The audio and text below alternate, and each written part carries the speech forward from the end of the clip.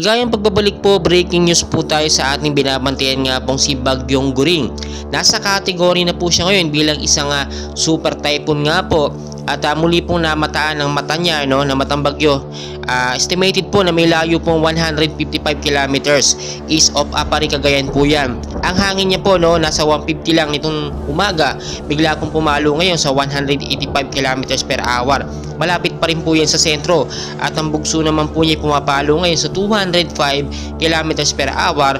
Pa southwestward pa rin po na kumikilos po sa bagal po na 10 kilometers per hour. Makikita nyo sa ating pinaka live radar, no, ay pasok na pasok. At inaasahan nga po mamayang gabi ay maglalandfall na ito dito sa lugar po ng Luzon sa bandang Metro Manila. Kaya pinag-iingat po ang bawat isa.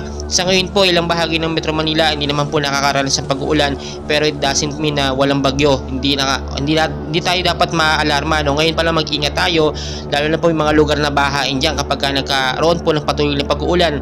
Umiwas po tayo dyan, lalo na po sa mga lugar na matataas.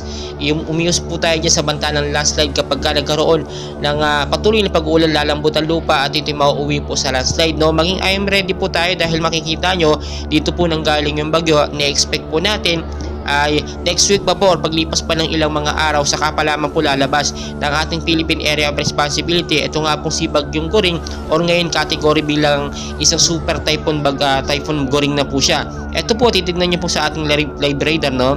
Talaga nandiyan siya at inaasahan natin ilang oras lang ang bibilangin. Ito'y tatama na po or maglalandfall na dito nga po sa Central Luzon. Sa bandang Silangan naman po, meron tayong binabantayan dyan na mga active low pressure area nga po, no? Dalawa po yan, nandito po isa sa kabila.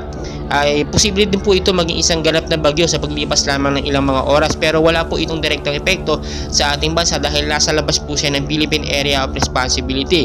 Pero ang mangyayari po dito, pwede po itong hatakin ni hanging habagat nga po at maging paraan para mas lumakas pa ito nga pong si Super Typhoon Goring. Sa ngayon po, no, ay maging I'm ready po tayo sa mga posibilidad dahil nga rainy season, ina-expect natin talaga na papasok ang mga bagyo bago po matapos ang buwan ng Agosto. Ito na nga po inaasahan natin na huling bagyo na papasok ngayong buwan ng Agosto at naging Super Typhoon pa nga po siya. Patuloy ko po kayong i-update and please huwag niyo pong kalimutan mag-like and subscribe for more weather updates. Maraming salamat po.